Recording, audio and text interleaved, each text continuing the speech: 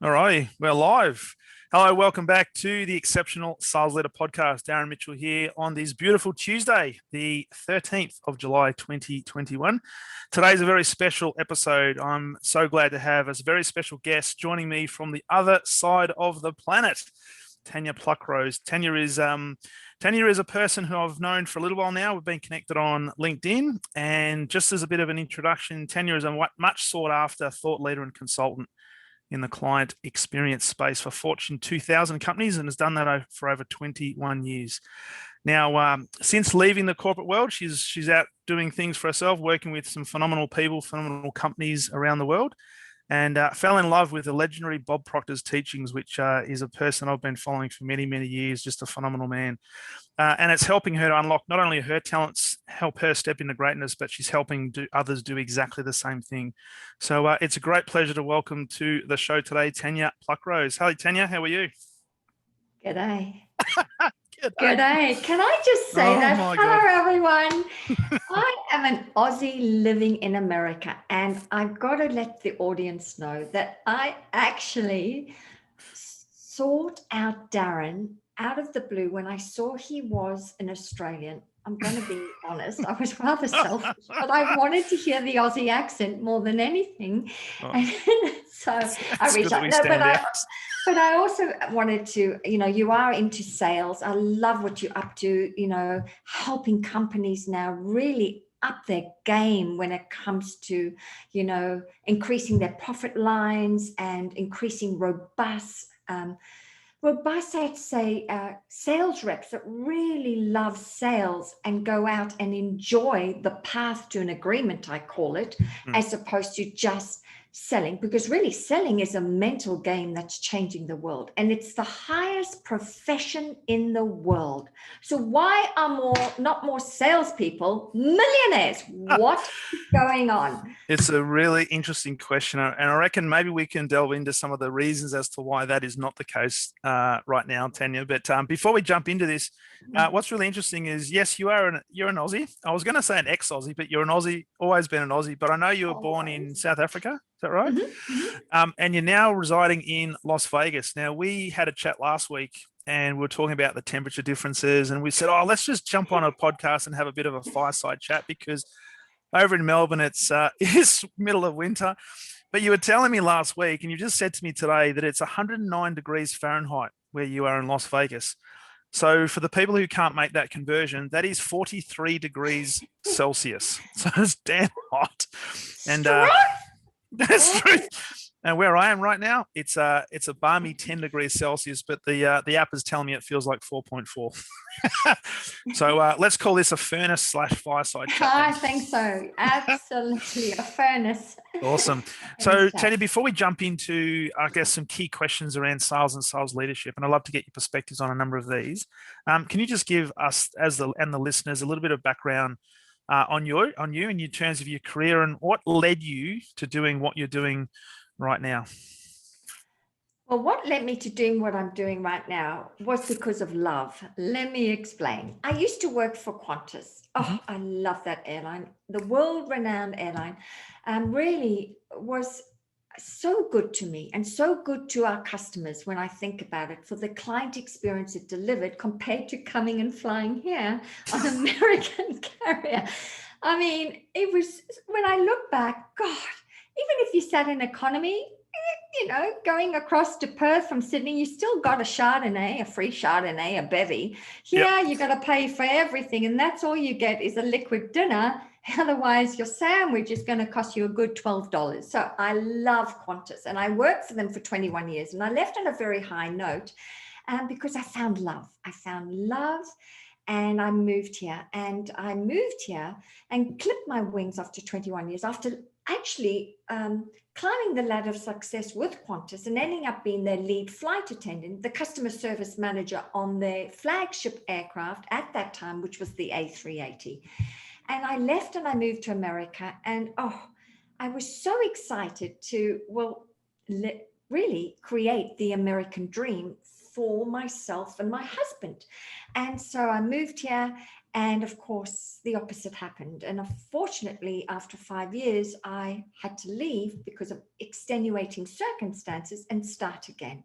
Mm-hmm. And I had moved here and I had discovered my calling because of a poor client experience buying a prestige car. And I thought, oh, it was a woman who sold me a BMW. And I've got to tell you, it was horrible. It was this cat and mouse game. It was at the BMD dealership. And every time we'd rock up, they'd disappear. And I'm like, what's going on? This cat and mouse game. I mean, we're about to spend this sort of money. Where are they? And then I only discovered later that it was a sales technique they use. They make you sweat it out. They actually make you sit there and sweat it out until you say, give me the bloody paperwork. I'm signing away now. I just want to drive the car off the lot. And I realized, as women, we don't deserve to be treated like that. Coming from Qantas, we were taught it didn't matter where you sat, you treated everyone with an exceptional client experience. It really did, especially our frequent flyers. Oh my God, you were gold to us, absolute priceless to us.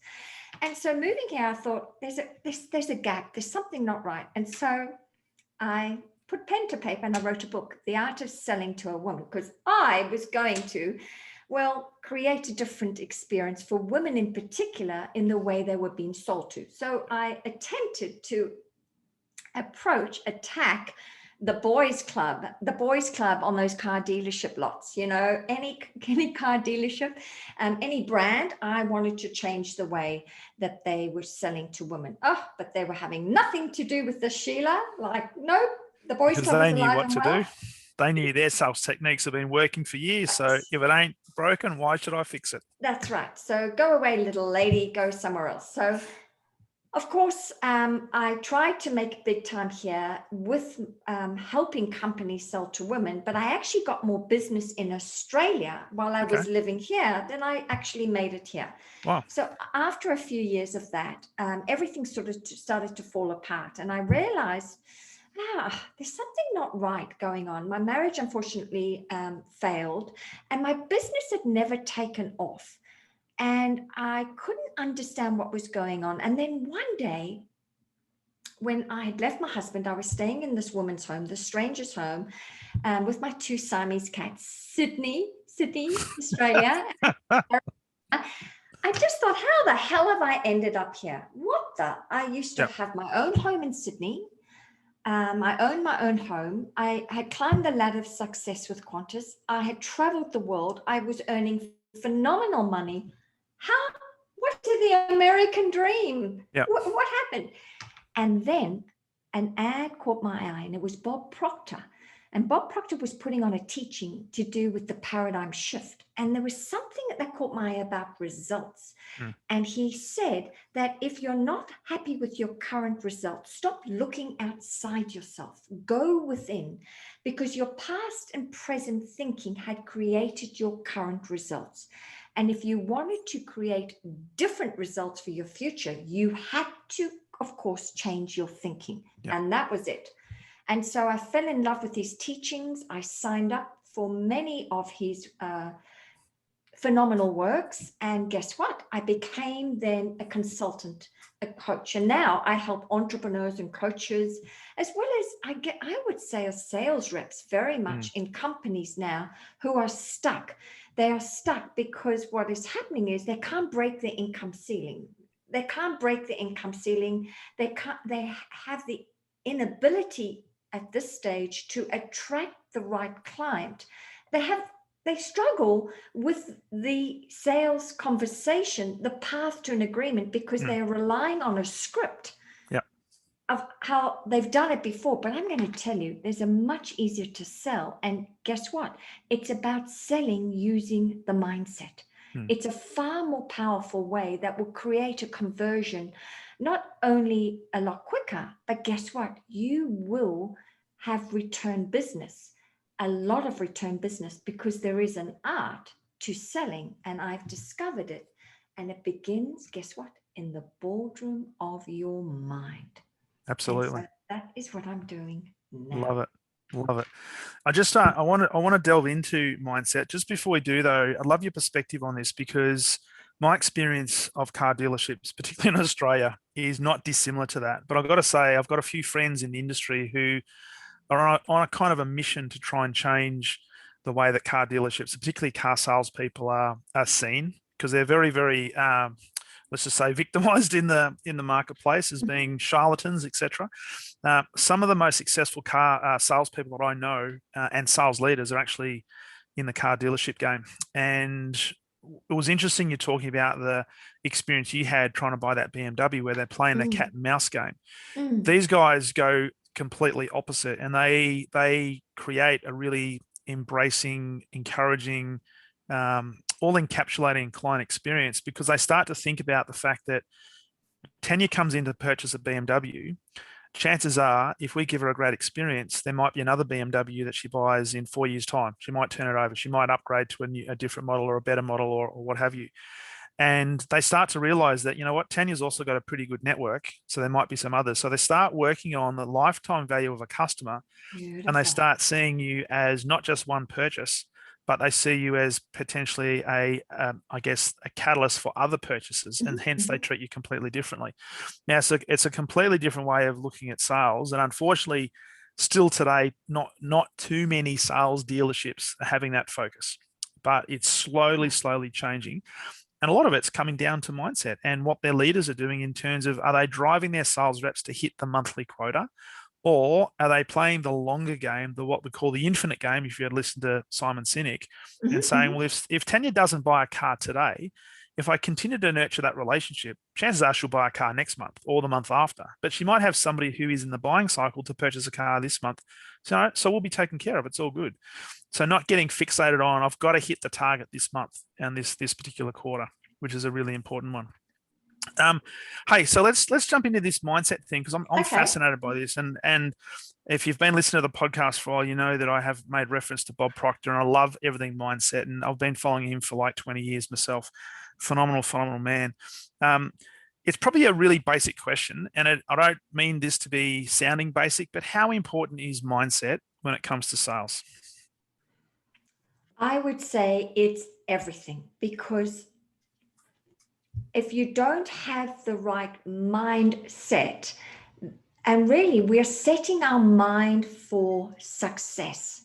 If you switch that around, we're setting our mind for success. But often what happens is that if you have the wrong thoughts when you're going to have a sales conversation, those thoughts set up a feeling within you. And this feeling creates a vibration. And this vibration often is one of getting energy as opposed to giving energy. Mm, So, your prospective client, believe it or not, they won't know what's going on, but they'll feel something's off. And the thing they're feeling is your vibration. And so, if your mind is not set with the right thoughts before you get up and start the conversation, then you actually, believe it or not, you talk to your client during a path to an agreement. I call it a path to an agreement. You actually talk to your client and connect with them. You want to connect with them emotionally. That's when they purchase.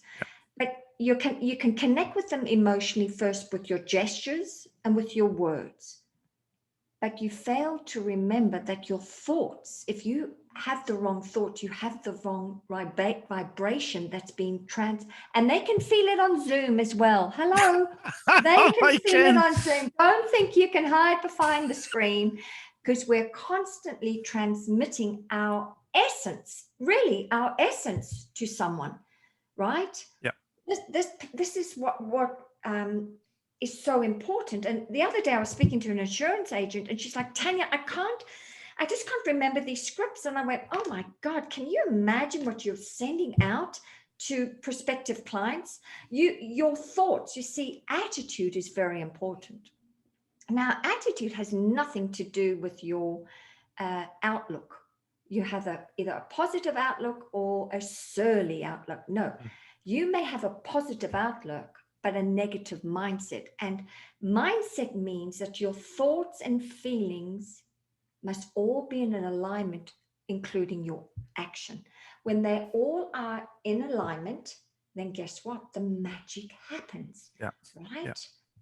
But if can you imagine you're on a call with someone, you're like, I hope they buy, I hope they buy, I hope they buy. I wonder how they're going to pay. I wonder how they're going to pay. Do you see credit card? I need the sale. I need the sale. Can you imagine? And meanwhile you're going, oh, this sounds, oh, lovely. This is what happens. Your prospective clients picks this up. They can't put 100%. the finger on it, but they're like, see you 100%. later. And there's this feeling that I think there's something about this person. I don't know what it is. I probably can't language it, but there's something that just says, you know what, not now and not this person. Yeah. And this happens all the time. And I'm big when I'm teaching sales teams, and certainly when I'm working with sales leaders. I do a lot of work with them around their mindset, their thinking, but also being really consciously aware of their body language and how that's speaking. Because how you walk into a room, how you walk into a sales call, how you start a sales call will project onto the people you're speaking with so much compared to the words that you speak. And you know, if people have been doing some research or reading research about Albert Mehrabian, he did a lot of work around the impact of our communication, and he determined that around 93% of our communication is through how we speak and the body language we use when we speak, not so much the words. I mean, you've got to know what you're talking about, right? So you can't have a conversation with somebody and expect to make a sale when you're just talking gibberish. So you do have to have some good content. But too many people, and I've been guilty of this myself. You know, I would prepare for a sales conversation or a presentation, and I'd spend so much time on wanting to get it right. So the point you're saying to that, with that lady saying, oh, I can't remember the script, how much pressure we put on ourselves to get it right versus thinking about, okay, what impression do I want to create? Do I want to leave this person I'm having a conversation with an impression of increase to the point where they feel better about themselves having had an interaction with me, which to your point leads a lot closer to the path to agreement. Yeah. And so we can't underestimate the power of what's going on inside our head, which means when we come up to a sales call, we've got to be switched on, because no matter what happened a moment before that, we have to be ready and project onto that particular person a positive outlook so that they have an opportunity to get the best outcome they possibly can. Absolutely. A win-win, because I look at a sales conversation, it's a spiritual journey. It's a spiritual outing. People fail to remember that what you are seeking is also seeking you. And it's a spiritual connection with not just two of you. It also involves infinite intelligence, right? Because they need your help. Yes, they need their help, but you have to serve first. It's not about you getting, it's about you giving first, that giving energy, right? And I feel many salespeople, the first mistake they make is they make the sales conversation about themselves first and what they can do. And they never sat down and first discovered, what is your client want? What do they want? Yeah. And how do you discover that? You just ask questions. Yeah. You don't, and you add only a little value. Drip feed it in, but you are constantly asking questions to guess what? Now listen, you want to move from the conscious mind, and we're going to get to that, Darren. Yeah. We get from them starting to think, stop the mental activity, which you think is thinking, stop it and get people to think. And then you create a goal for them, a want, and you create it as a goal. And the moment you can drop it into your subconscious mind, that's when they become emotionally involved. Yeah. It's all mindset in making a sale. And as you know, emotion seals the sale. Absolutely. Absolutely. So with that, what's your then advice to a salesperson or maybe a sales leader who's got a team of salespeople that perhaps are not on target? They're maybe falling a little bit behind and they've got some challenges around mindset. If you came in and worked with a sales team right now in that sort of scenario, what practical things would you get them to do to try and get them back on track and hopefully onto a path of winning? Oh, that's a great question. So what would I do? Well, we've got to look at paradigm. We've got to look at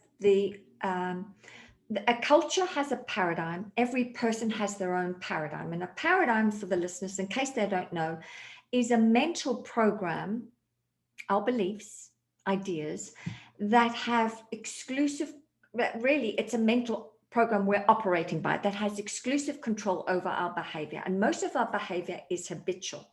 So if you've got a sales team, there is a cultural paradigm, and this paradigm is often based on what they think they can achieve. They know already what they can achieve, but it astounds me why a team is only going up by 30% when they should be going up and actually going for a goal they know they cannot achieve. But that is when, guess what? They get out of their own way. They stop worrying about the how, and they just create a goal that seems such a stretch, but at the same time, it creates this burning desire. Like, what would happen if we went for that? So my first question would be is, are you all on the same page?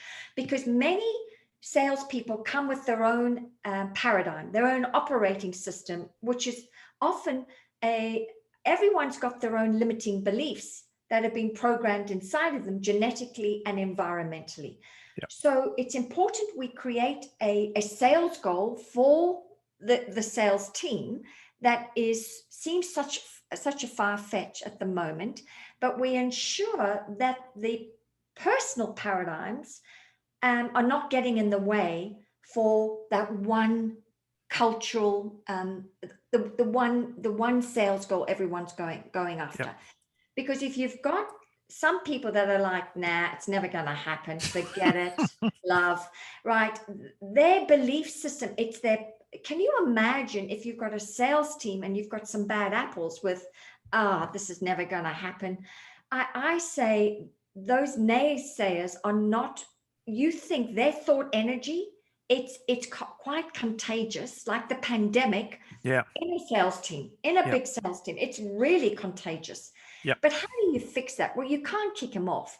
But then I would go and see what's in it for them and create their own personal goal.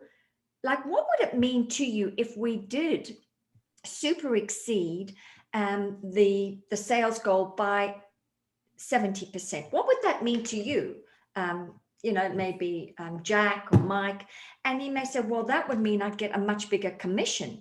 So you feed into what's important to them by them going beyond, and that's the driving factor for their own personal want that helps them contribute to the whole sales team's desire to go for a much bigger goal. Yeah. I think sales teams, I'm going to be honest with you, Darren, they don't stretch big enough. They go on the status quo of what they are used to. Just go up another 30%. I'm like, nope, really go in and really understand that you can actually program, believe it or not, that sales goal that everyone's on board with. And it begins inside the subconscious mind. I totally agree with that. And my experience in, 20 years in sales, but also working with sales teams for the last 5 or 6 years, it's interesting when you look at the statistics of sales teams and where they hit their targets or close to their targets each and every year. There's an average that most sales teams tend to collectively hit their target or plus or minus 5 or 10% in most cases. So it's very rare that you see somebody over exceed their target by half. And many pessimists will say, well, if I did that anyway, Tanya, that would change the goalpost and increase my target anyway to limit my commissions. But that's another conversation entirely. Sure. But what's phenomenal though, go. Yeah. Well, what's interesting you're talking about is that the paradigm has a set point culturally and environment. And a lot of people can't understand why they can't break their income ceiling. Yeah. And the reason is that you are operating by it's like a rocket ship going to the moon. It has been programmed. There's a servo mechanism within it that's programmed to go to moon. It may course correct, but it always aims to that target. Well, if you have inside yourself, I can only earn 100,000 per year, then 1 month you'll make 70, then you may make a certain amount, and then the next month you may jump, then you'll drop down again. And that's what I'm hearing you say, Darren, that the culture of a sales team has only set into it's like a thermostat. It's only set to 78. And so the team get used to, really, it may drop to 72, then they'll go up to 78, because no new figure has ever been introduced into each individual's mind for the sales team. A massive jump. Yeah. I'm going to tell you, it and when, can happen. Oh, absolutely. And when that happens, the amazing things can take place beyond people's wildest imaginations. And I've seen it, albeit on very small occasions. But we need to change the whole way we have conversations around sales. And my belief now is that sales targets are typically handed down from the board. And as you talk about, it's almost like the what's that, Maxwell? Was it Maxwell Maltz cybernetics? Is that what the conditioning we have when we get that target? That's almost fixed in our mind as, hey, that's what we're shooting for.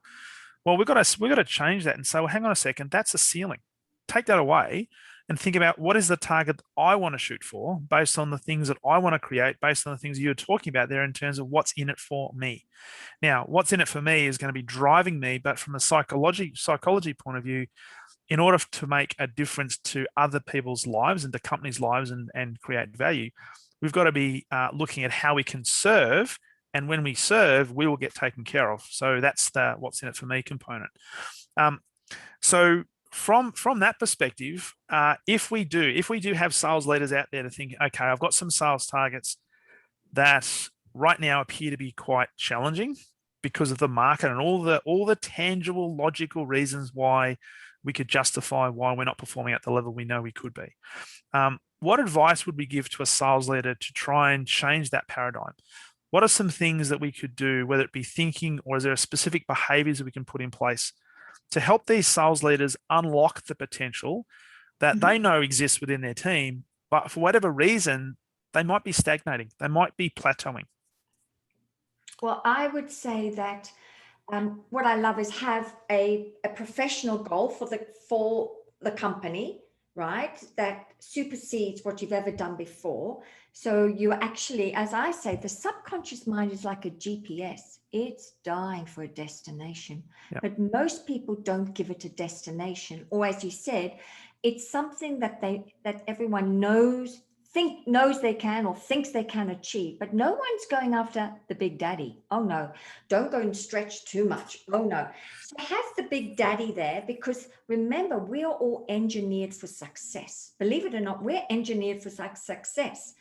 And that is why we're out to always survive, because we're here to expand and grow no matter what. And that's why people are given more than 9 lives often. More than cats, right? With so many incidences that happen, because we are engineered to not only survive, but thrive. So as a team, I would personally go within. And I think what you've just said is that, for starters, get a goal that you want, what you want to achieve so it may be, I want to make 50,000 this month. Okay. And then what you do is you get the goal very clear. And then I say you create a self-image that's in alignment with that goal. A lot of people think, I just need to think of the goal all the time. Oh no, you're going to have to create another version of yourself to accomplish that goal. So let me explain.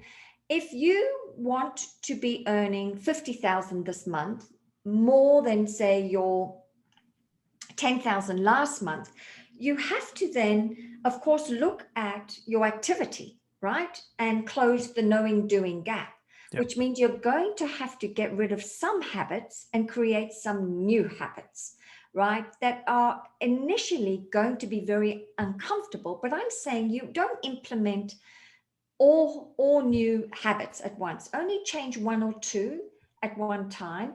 And when they become the norm, then you implement more. I also say you have to write out a script of this new version of yourself. And this new version of yourself shows up very differently as a $50,000 a month income earner compared to someone who's only earning $10,000 a month, right? The way you carry yourself, the way you dress, the way you speak, the way you conduct sales conversations. It's a very different version to your current version. And then, of course, once you start to, as I say, order suggested in, over time, you actually become a new state, a new state. And it's this new state is when you attract different clients, you have more confidence, you have a very different tonality, you have very different gestures, you have an essence. As I said, people buy your essence, and it's the essence that they are going to buy, because guess what? You've convinced yourself subconsciously you are worth more. Yeah. Your self-image is your opinion of yourself, what you are worth, what you're capable of, and what you and who you are. And this self-image has been put inside of you genetically and environmentally, and it includes your income right now. And if you want to create different results, you can't outperform your current self-image. The only thing you can do is create a new one, and with order suggestion, you become it. Yeah. Love it. So it's almost because a lot of people will talk about, oh, just fake it till you make it. Now, I've never liked that conversation. I've never liked that phraseology. I always like to think about, okay, and correct me if I'm wrong, it's almost like acting as if. So first of all, I've got to think about what is the image I've got in my mind of the person I want to become, and how do I start acting as if I'm already that person, so that I can start to then build some momentum and develop some good habits, which for all intents and purposes to begin with will be very uncomfortable, as you've alluded to. But the more I do that, the more I act as if I'm that type of person, the more comfortable it does become. The easier it becomes to therefore have conversations that might be 3 weeks ago would have been really difficult. And so the results start to flow. Absolutely. Absolutely. What is happening is, as you're changing, you are challenging your current programming, your paradigm, and you hit a lot of fear. And I call it the con man. It's the great trickster. It comes out and it's the inner critic that sabotages your success. The moment you start to move into the land of the unfamiliar, guess what? It's going to cause you to want to retreat. You will feel sick. You'll want to throw up. You'll get a migraine, a rash, and a lot of stuff will happen around you as you are changing your energetic field. Believe it or not, there's chemicalization that happens where you change your system as you are changing really vibrationally, right? Yep. You're changing your energy, your field of energy. That's so it. This may sound like woo-woo, but it's not. This is now the cutting edge, ladies and gentlemen. Well, right? you know what? If you had to talk to me about 7 years ago about this stuff, I would have exactly said that. It's woo-woo. But I can tell you, based on experience, firsthand experience, that this works. This works, and it's only through the power of hindsight sometimes that I realized that there are certain parts of my own career in sales and sales leadership where this was playing out, but I couldn't language it. Right. I couldn't language it. So my story is I went from a sales executive to a sales leader at a time where I was in a position where there's a lot of competition. I was probably the least qualified, had the least amount of experience. But what they didn't have in terms of my competition that I did have is I had been working for 2 years before I got that opportunity. And everything I did, I was doing from the perspective of a sales leader. What would a sales leader do? How would a sales leader think? How would they process this piece of information? And so when the opportunity presented itself, there was literally no competition. Now, this is not an arrogant thing to say. It's purely the combination of the work that I'd done on myself to change my own, I guess, persona to the point where when the opportunity presented itself, I was ready. I didn't have the experience, but psychologically and mentally, I was ready for that challenge. And even with that, Tanya, my first 90 days as a sales leader was incredibly challenging. It was like a fish out of water. that there were many times I wanted to go back because I thought it was going to be safer just to be back as an individual contributor. And this is why I say to a lot of sales leaders that it's not for everybody. And some may make the decision to actually go back and retreat into an individual contributor role. And there's nothing wrong with that. But in order to make that transition, we do have to know that we have to change ourselves. So we have to become a different version of ourselves because there are different responsibilities and therefore accountabilities that we have as a sales leader that we didn't have as a sales executive. And so what you're talking about is, it makes so much sense. Now, from a vibration point of view or energy point of view, that's also so true, because when you walk into a room, if you're feeling not good about yourself, or you feel as if you're not worthy of being part of this group, you don't think that people are going to notice that? You know, people will actually resonate with that, and they might actually have conversations or avoid you based on that. So it's just so important, so important. Yeah, I'm so glad it's now coming out, and it's so wonderful now because people can finally connect the dots as to why you can't connect the dots looking forward. You can only connect the dots looking back. And I'm so glad, by the sounds of things, Darren, and this is what I love working with my clients, we write him or write her first, and then you become him. And then throughout the day, you are constantly living from the future. You live from the end, not to the end. So what I mean is, you're constantly making decisions. Well, what would the 50,000 version of myself say about that? How would she vacillate, or would she make a decision straight away? She'd make a decision.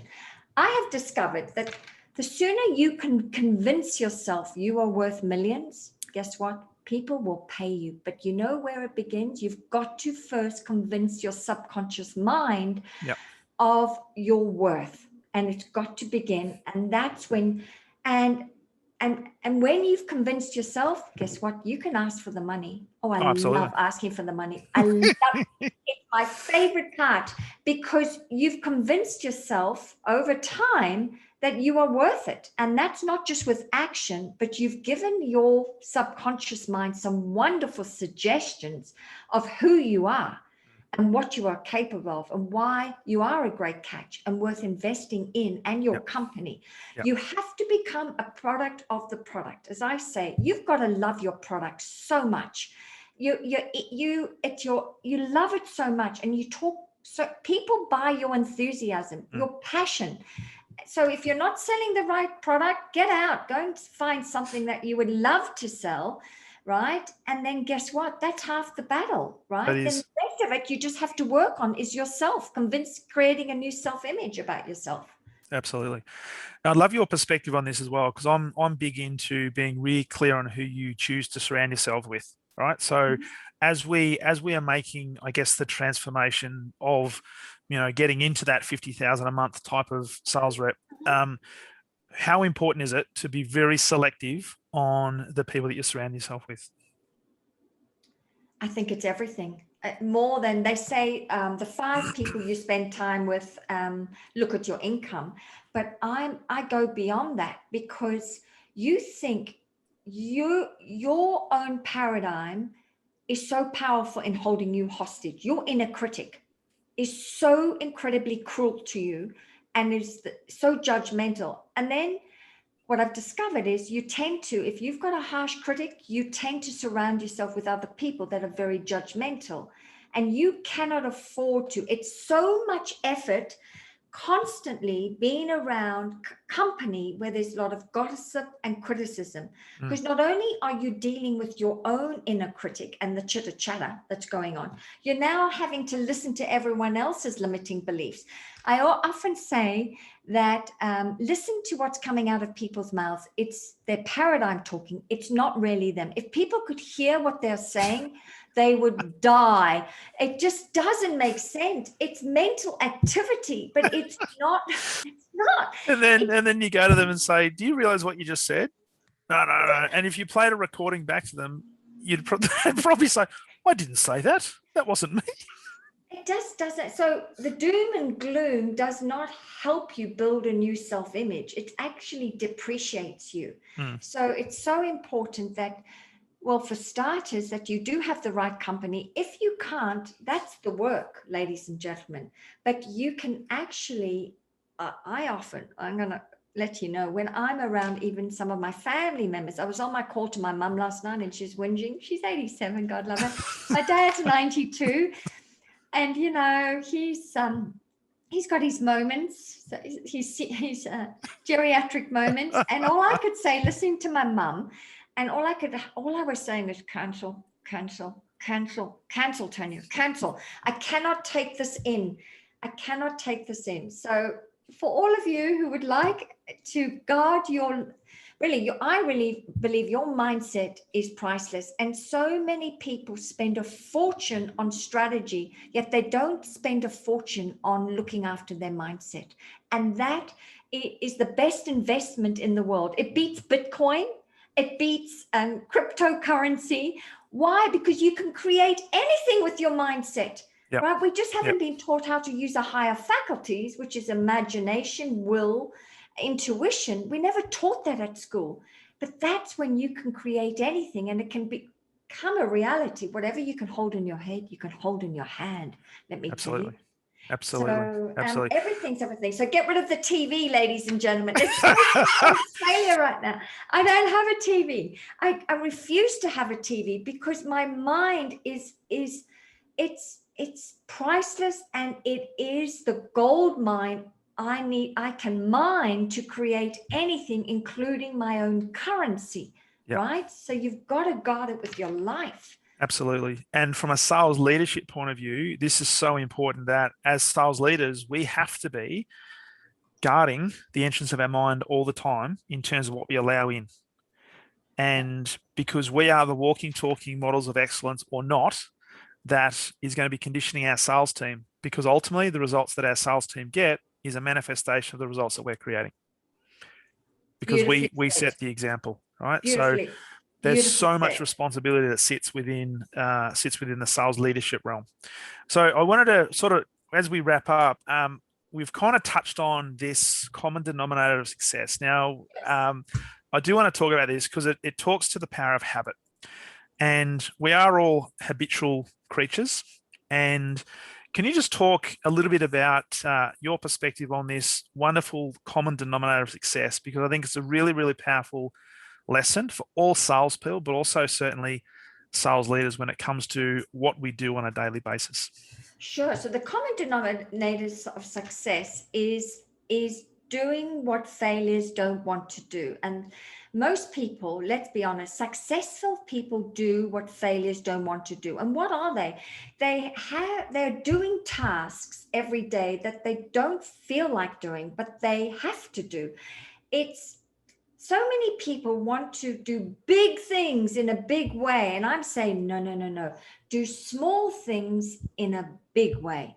And really, if you take care of the processes, the results will take care of themselves. So let's look at the habits everyone should be having every day, which is calling and contacting every day. Definitely making sure you're working on your negotiation skills, your persuasion skills. And then you don't need to worry so much about the results, because the first thing is, the thing that most salespeople hate to do, and they procrastinate, is that they haven't got used to the habit of calling and contacting. For me, I'm all about 2 sales presentations every day, no matter what. Maybe one at 10 o'clock in the morning, one at 3. And then I've got to have an hour of prospecting. I have to do an hour of prospecting, right? And then another thing is I'm doing some social media every day. And if I just do that every single day, it has a compound effect eventually, right? It does have but also it builds your self-image. You actually feel really good about yourself when you're honoring your word and doing what failures don't want to do. See, most people, I've discovered, most people want to live an extraordinary life, but they're not committed to doing things every day that make them feel uncomfortable. And so most people are doing things, leading interesting lives, really, because they want to have a convenient life. And I'm saying, oh, if you want to live an extraordinary life, and at first it's going to feel so uncomfortable every day, is I've got to do my 2 sales presentations today. You know, let me tell you about Bob Proctor. He changed the world with Prudential Insurance. And he came in the August, and he gave a talk to a group of insurance agents. And a guy by the name of Don Slovan came up and said, "Hey, Proctor, you've never sold insurance?" And he went, "Nope." And he said, "Well, you've got no idea what you're talking about." And he said, "Well, you're right. I haven't sold insurance, but I do know what I'm talking about." And he said, "Let me tell you this. If each one of you could be in front of a prospect by 8 a.m. every morning, every single day, 5 days a week, I'm telling you, your sales figures are going to go through the roof." So he closed the knowing doing gap. Now, this was in the August, and Bob said to this guy, "Why don't you give yourself a goal worthy of your life? And why don't you put out that you're going to make bring in $5 million worth of business?" And he said, "What? It's August." He said, "Well, you've got actually less time to do it, but you'll do it." And so he followed exactly what Bob told him to do. And this guy closed $5.2 million worth of sales by the December. And it took Prudential up to another level of success. And guess where it all began? In the boardroom of the mind. That's where it began. And then the action was those things that people don't want to do. Yeah. But that's when the magic happens. Yeah. The consistency. And it's often, it's a great story. And it also reminds me of the Roger Bannister story, running the 4-minute mile. Nobody had done it before him. But as soon as he did that, he broke that barrier, and now everybody, I've never done it, but many people now break the 4-minute mile, because it's now, there's a new paradigm that's been set. There's a new benchmark that's been set. That's it. So it's a phenomenal concept. And we cannot underestimate the power of what sits between our ears. That's the thing. And there's a lot of sales leaders out there, a lot of sales teams that believe that, you know what, all I've got to do is do the basics and I'll get looked after. Well, yes, you've still got to do the habitual things. There are some patterns of excellence that we need to do. But where we need to spend more of our time is making sure that we take care of what's between those 2 ears, because that is where it's at. That's the game. But I think as a sales leader, you have to be aware of your sales team. They cherry pick. Now, in the common denominator, you tend to cherry pick your clients that you are used to selling to, and to buck the system and stop cherry picking, but go after those. Don't go after the big accounts. Stay away from the big accounts. Go after the small accounts, because they eventually are going to be, as I say, the big daddy, but go and nurture them. They're on the way up, right? And the other thing it says is a lot of people tend to want to talk to people where they'll get a favorable response. But for you to go towards a client which doesn't know you, and initially you're not going to, that's so uncomfortable for you, but that is where you're going to create a new habit that eventually you're going to love talking to those people who you thought would reject you, but they're the ones who are going to buy from you. I see this in multi-level marketing companies where, you know, Sharon is, or whoever is always going after her family, and they're like, "Get out of here." The warm market, we don't want to buy, you know, your shampoo and your and the pills, and the the pills and drops, and the colon cleanser. Get out of here, right? But the thing is, most people think they want to be. Everyone wants approval, and so they go to people in their warm market because they know they'll be approved. They won't be rejected. But people are, of course, and making up stories about the people that they don't know, and they're thinking they're going to be rejected, but those are the people that want to buy from you more than anything. So leave your warm market alone.